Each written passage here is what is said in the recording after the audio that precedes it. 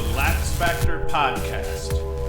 What is up, college lacrosse fans? You're watching episode 206 of the LaxFactor podcast. This is going to be one of the best episodes of the season because conference tournament time is one of the best times of the year. So today we will talk about a bunch of games, including Maryland beating Rutgers in the big final and making a big statement here. We're going to talk Duke, Notre Dame. We'll talk about Georgetown and their Big East final, Big East championship quest. And pretty much we're going to go through all the games that were played yesterday. We'll talk briefly about the games that were played Friday and then what we're looking forward to here for the last two games of the season Sunday, leading into Selection Sunday. And then I'll prognosticate a little bit in terms of who I think might get an at-large bid, who I don't think will have a chance, and all that crap. Before I get into it, as always, be sure to like and subscribe. We are approaching 10,000 subscribers. We got a couple of weeks left to try to get to that 10,000 subscriber threshold before the season ends and things slow down to a lull. I know that I can get to 10,000 during the PLL season. I really want to do it during the NCAA season instead.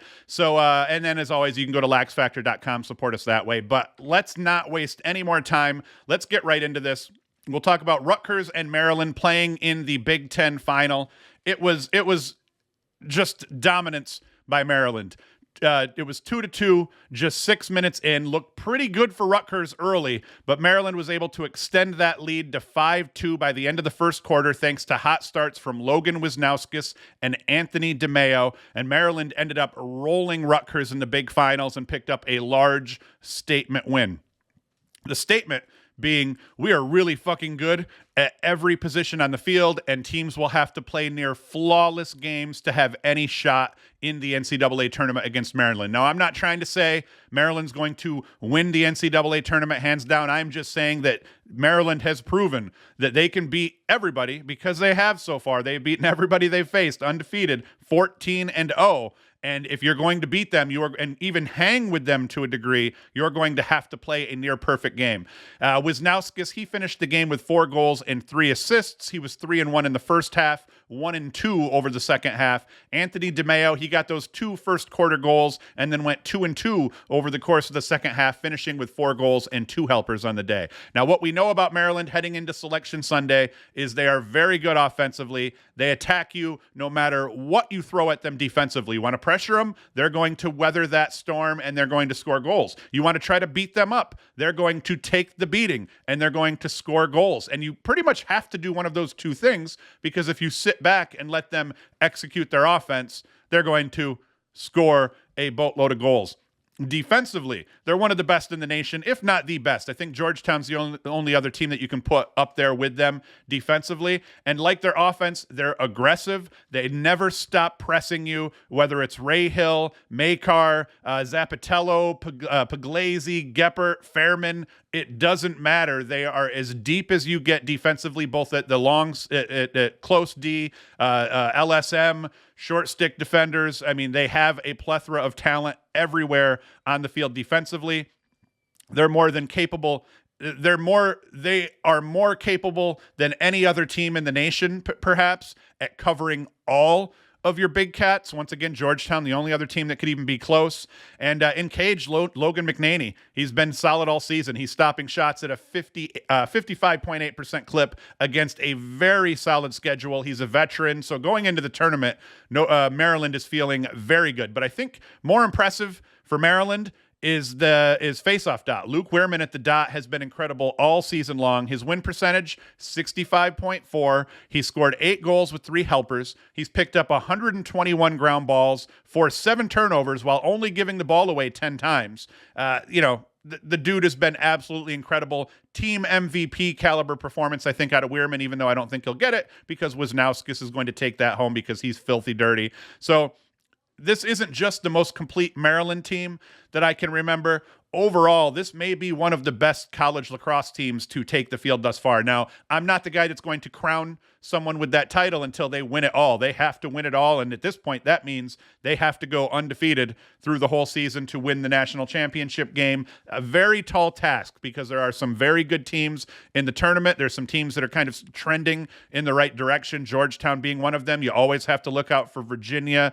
You know, you never know what's going to happen come tournament time, but Maryland right now locked up the number 1 seed for sure, and someone is going to get a beatdown in the first round of the tournament, I would presume, depending on who they end up playing and how the seeding plays out. But for sure, Maryland right now is my favorite. If you're to say, of all the teams that you've seen play this season, who do you think is going to win the title? I'm pretty sure Maryland's going to win this title. Once again, that they still have to do it, but in terms of who's in the best position, who's playing the best lacrosse all over the field, right now Maryland is playing solid lacrosse to near perfect lacrosse at every position on the field. Attack as good as any. At the face-off dot, they're killing it. They're both their midfield units. First 2 lines can ball with anyone offensively. Face-off dot, incredible unit facing off for Maryland. Defensively, they're deep. Their goalkeeper's good. I mean, you name it, Maryland can do it, and they are going to be scary come tournament time.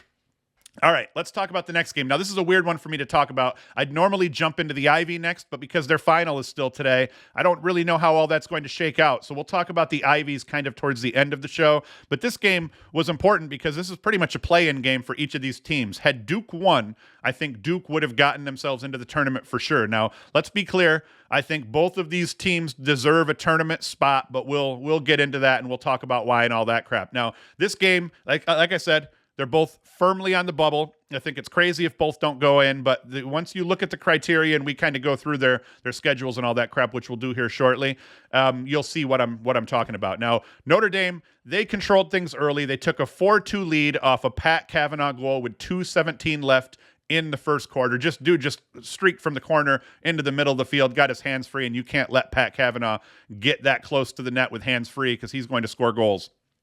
But then Duke goes on a 5-goal run, capped by Joe Robertson with 8:44 left in the second quarter, and that gave Duke a 7-4 lead and a lot of momentum in this game, and they'd kind of carry that throughout. Notre Dame would get things back to 7s, but Duke ruled the second quarter, outscoring Notre Dame 9-3, and that gave them Duke an 11-7 lead at the half. So Duke was playing solid lacrosse over that first half.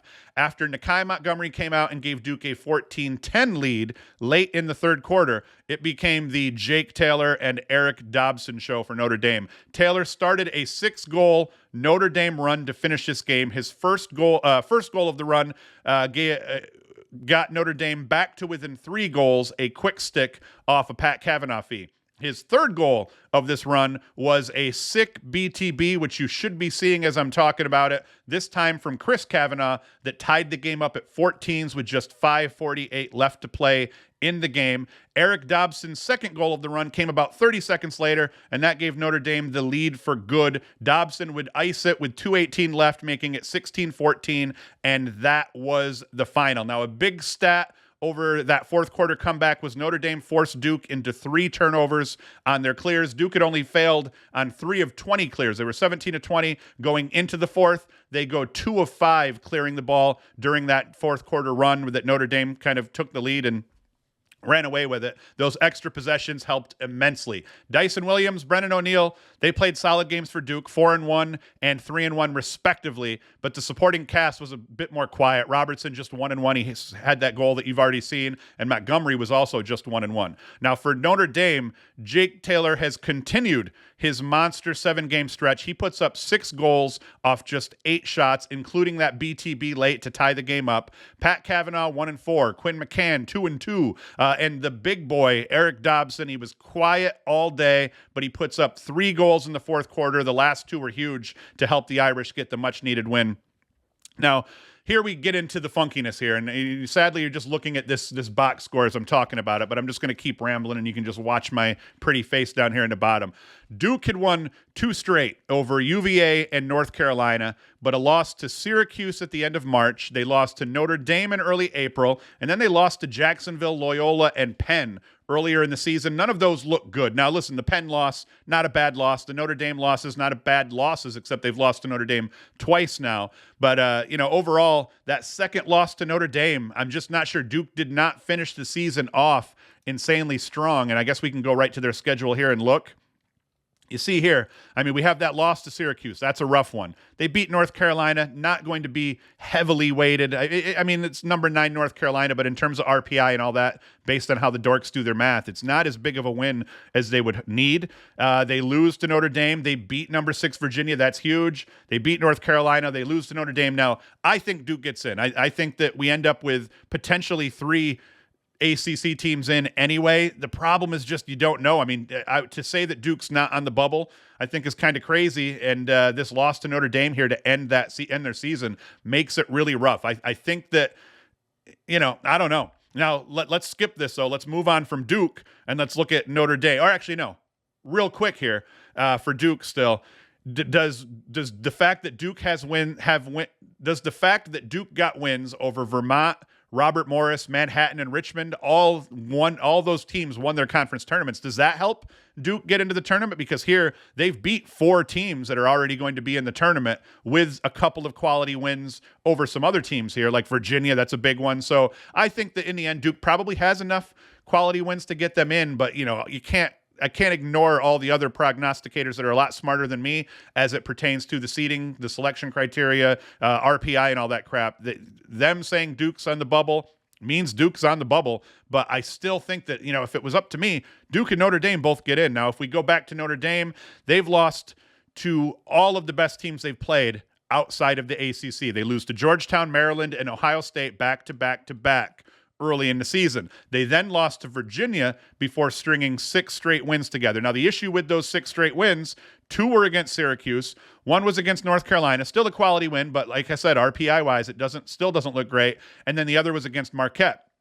Hardly big wins. The best wins of the season against Duke. I think the 6 straight helps them for sure, but they lack a bunch of quality wins, but then again, they don't have any really bad losses because all of the teams they lost to were all high, ranked high RPIs and all that crap. Ohio State's technically their worst loss. So I think the fact they beat Duke in this season finale helps them. They beat Duke twice. That helps them. And so I think Notre Dame gets in, and I think that puts Duke on the bubble. I think it'd be insane if Duke wasn't in the tournament by the end of this. I think that if you were really to say, hey, let's put the best teams in the tournament, I think both Duke, Notre Dame, and Virginia get in. But we don't know what they're going to do, so Duke is going to be watching. I'm leaning into the ACC. Despite all the chirping, I'm still leaning into the ACC, maybe getting 3 teams in, but we're going to see how that goes. But I'm an idiot, man, so don't listen to me overall. Now, the next game I want to talk about here, Villanova at Georgetown here. Now, this game was all Georgetown from the beginning. Nova's only shot at the tournament was a win. They fell 3 goals short as they did mount a comeback to make things look a little bit more respectable overall, but the outcome was never really in question. TJ Haley made the score 7-1, 2 minutes into the second quarter on a dish from James Riley. Haley's the point man. The defender never rotated up on the fast break to stop the ball. He steps down and he laced one into the corner. Connor Morin, he'd capped the Hoyas' 7-goal run with 10:35 to go in the half, an unassisted snipe from the top middle, giving Georgetown an 8-1 lead. Georgetown, they spread things out offensively. Graham Bundy Jr. goes 3-1. TJ Haley had a hat trick. James Riley, a goal and 2 helpers, while also winning 15 of 30 of the draws at the dot. The duo of Gibson Smith and Will Bowen, they forced 5 turnovers between the 2 of them. Owen McElroy stopped 17 of 29 shots faced, so he had a great day in net. Smith had 3 caused turnovers. Will Bowen had 2 caused turnovers, just to make sure they get credits for their stats. Now, Georgetown, they close out a very solid season with their only loss coming to Princeton earlier in the year. They've got quality wins over Penn, Notre Dame, Lehigh, Denver. I think that's going to put them in a position to grab that number 2 seed, depending on what happens in the Ivy League finals here. I'd give them the 2 seed, but between 2 and 3, that's almost guaranteed for Georgetown, sitting with a 15-1 record. And normally I'd chirp Georgetown for their 15-1 record because their quality, strength of schedule was never top-notch. This year, they played a very solid schedule, and to go 15-1 is a testament to how complete this team is. And once again, just like Maryland, they can put it on you offensively. They're decent at the face-off dot. Defensively, probably the 2 of the best defenders in the country on their team. Owen McElroy, All-American caliber goalkeeper. So Georgetown, not quite as complete a team as Maryland, but pretty damn close overall So I like them. I think if Georgetown doesn't make it to the Final Four, I think that will be the biggest letdown in the tournament. I think Georgetown has to get their asses to the Final Four this year. They cannot have a letdown and not make it because that will be a big failure on this season. And that's it. That's it for that one. Let's move on to the next game I want to talk about. That is UMBC at Vermont in the America East Final. UMBC was pesky all day. They held a 7-6 halftime lead, but Vermont came out, played rock solid in the second half, outscoring the Retrievers 7-4, and they go on to punch their ticket to the NCAA tournament. Vermont took an 8-7 lead off a Burke face-off win. Nick Alviti snags the ground ball, streaked upfield, hit Colin Sharkey, who sniped it from distance, and from that point on, Vermont never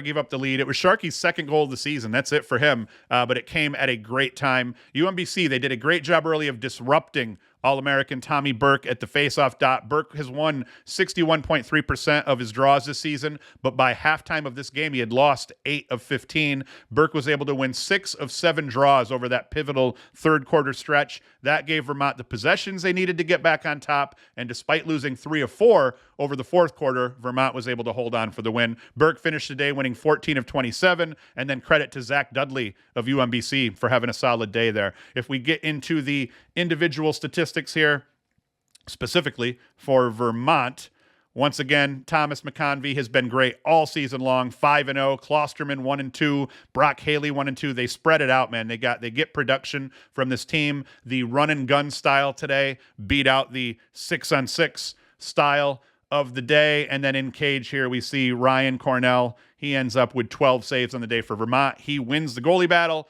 Vermont wins the game, and they will punch their ticket to the NCAA tournament. And that's the only team from the America East that will get a ticket to the America East tournament. Next one I want to talk about quickly here is Manhattan against St Bonaventure. Credit to St Bonaventure for having a great season here.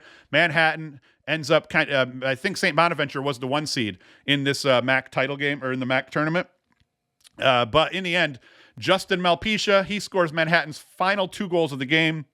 The second of the batch gave Manhattan an 8-5 lead, their largest lead of the game, and that proved to be the game winner by the game's end. Malpisha finished the game with 3 goals, came into the tournament with just 2 goals and a helper. He puts up 3 goals in the MAAC finals, including the game winner. Now that's what stepping up looks like. And as you kind of see how it played out here, Manhattan ends up with the lead early. They kind of controlled it. They end up with that 8-5 lead. Now, St. Bonaventure, they do get 2 back late, and they did make a good little run towards the end here to try to tie the game up late. Just ended up not being good enough. I heard a lot of people this season kind of talking about the battle of these 2 goalies here, and I heard people talking about how Dobson and Krebs were in line. Both should be PLL goalies. I watched this game. I mean, Dobson looked damn good in cage.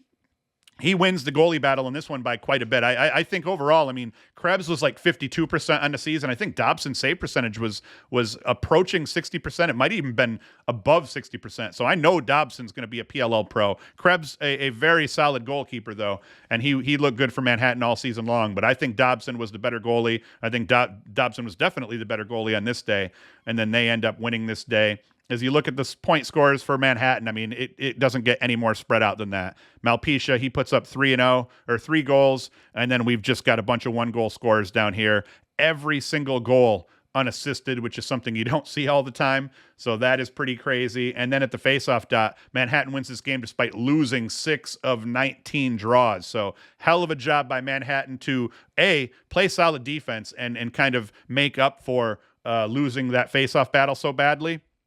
But then overall, just putting it together enough to get that win. And they win their conference tournament, and they will be going to the NCAA tournament. I think they said for the first time in 20-plus years, 22 years, something crazy like that. Now, here is where we get into more random here. It's Mother's Day, so I'm kind of trying to push through this so that we can get ourselves to brunch this morning because I don't have a lot of time left here. So Richmond and Jacksonville, sadly, Jacksonville couldn't pull this out. This, too, was a hell of a game. Jacksonville just couldn't get it done here. They tied it up here late. They had a lead. Richmond ties it up here late. Luke Frankeny and then Cooper Dayton, and then Luke Frankeny scores again, giving them a 10-8 lead. And, Jacksonville just couldn't get back in it in the end. If we get in here, we look at the scores for Richmond.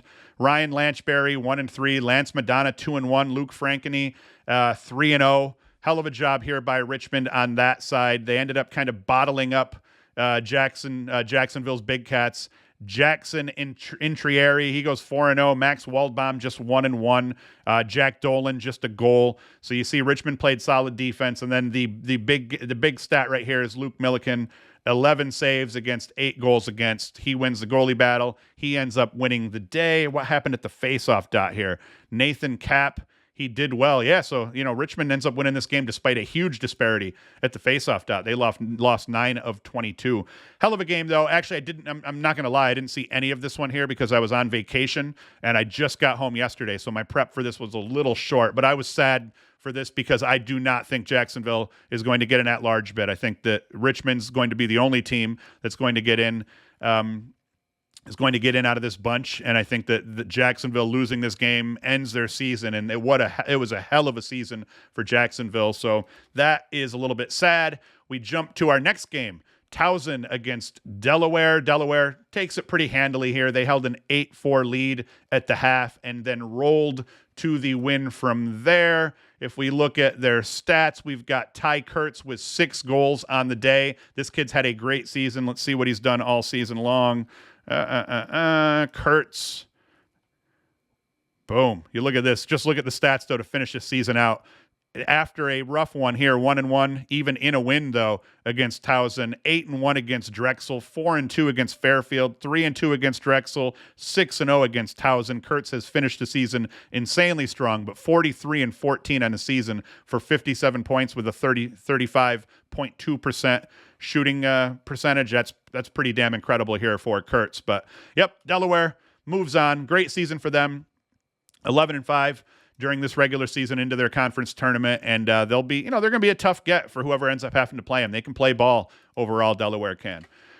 Utah and Robert Morris, and once again, I was hoping for Utah to win this game, but it's the up-and-comers in conferences, it's hard to get to those conference finals for the first time and then win those games. A lot of emotion, a lot of stress involved, and Robert Morris, the Big Cats that have been there before, done that before, they're the ones that end up winning this game. Utah held a 10-9, or no, they were down 11-10 at the half, and despite the fact that things, kept getting close, tied up, we saw a ton of ties and all that crap throughout it. Every time Utah would score to kind of get back into it, Robert Morris, I'm butchering this here because Utah had the lead late even, and Robert Morris needed to string 3 goals together. So I butchered that. Utah held a 17-15 lead with 7:28 left in the fourth, if I'm going to get this right. And then Robert Morris strings together the game's final 3 goals. They tie it up with 55 seconds left in this game, and they score the game winner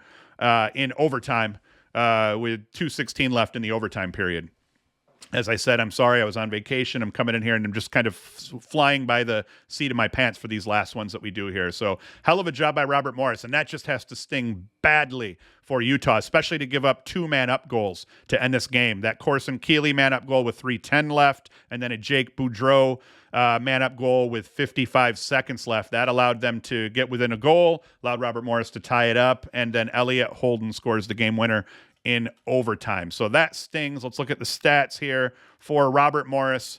Man, look at that game for Jake Boudreau. 7 goals, 3 assists on the day. Taggart Clark goes 4-3. So that is monstrous for them. They got it done at the faceoff dot. Robert Morris did as well, going 22 of 39 on the day between Bo Columbus, who ended up kind of not having a great day, but Stephen Delmonic. I don't even know how to pronounce that. I hope I didn't butcher your name, man. Sorry to your parents if I did.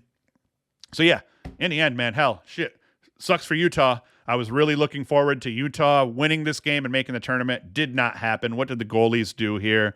Not a great day for goalies in this one, so we're not even going to mention that. Next up, another one. I was hoping that Hobart was going to be able to pull this one out. It was a long shot for sure, but St. Joseph's holds on to beat Hobart 14-7. It was never really in question. They were up 9-3 at the half, and that was all she wrote. What did Derek Madonna, the trio here of Madonna, Mott, and Archer kind of held down. Madonna had a great game, 4-0. Mott, okay. Ryan Archer, 1-1. Hobart, he has to do more for Hobart to be able to win games like this. And that's okay, though. The dude's going to be fine. Carter Page for St. Joseph's goes for 5 goals. That's a hell of a day there for them. And then Levi Anderson, 2-2 in this one. And then in terms of the goalie battle here, Robbie Sealy goes for 16 saves with just 7 goals against. An incredible day. And St. Joseph's ends up winning their conference tournament, and they will get to punch a ticket into the NCAA finals. Now, we still have some games left here. On Friday, Boston U beat Lehigh in overtime. That one was nuts. I actually got to watch that game while sitting poolside on vacation. Hell of a game. And so that's setting up the Patriot League finals. Now, Army beat Loyola, so we're going to have a Boston U and Army rematch here today in the Patriot League finals. And as we see here, Army has already beat Boston U at in the season finale, and now they got to play them again. It's going to be a hell of a game here. I think that one's being played at noon today. We'll see here in a sec. Cornell, I had hitched my bandwagon to Cornell here for the rest of the season. Now Cornell is firmly on the bubble after Yale dropped them 14-11 on Friday. I watched that one from poolside as well. And then Brown got kind of beat up by Penn here in the other semifinal in the Ivy on Friday. Penn wins 14-9, and that sets up our games for today, where we have Boston U taking on Army at noon, and we have Yale taking on Penn at noon. So that's going to kind of cap it up here. I'm not, because it's Mother's Day and it's already 10:36 and I got to leave for brunch quick, I'm going to cap this here. I'm not going to do my prognostication. What we'll do here is I'll come back probably Tuesday, and I'll put a show out Tuesday where we'll talk about the tournament. We'll talk about all the seeds and who we think's going to win what and everything like that. And I'll start to try to make my predictions. I'll fill out my bracket and we'll go from there. I am going to have to kill this show here for today. I hope it was okay, though. I tried to cover the first 4 or 5 games in better detail with highlights and all that crap, so I hope you dug that. But yeah, it was dope. I got to watch the Duke Notre Dame game on the plane on the way home, so that was pretty awesome. And that's it. I'll be back here. I'm going to do a show on Tuesday. As I said, I may even live stream the show Tuesday night. I'll pop it up on Twitter or whatnot with what I'm going to do, Twitter and Facebook, so you guys can see. But that's today's show. Sorry, I'm cutting you short, man, but Mother's Day brunch calls. We're going to be drinking booze here. I'm going to the Beer Tree Brewery, so I get to eat breakfast mixed with delicious beer. So we'll see how that works out. And that is it. I'll be back Tuesday, and then we'll be back again next Sunday. All that good crap. So thanks for watching. Thanks for listening. And Hoost is out.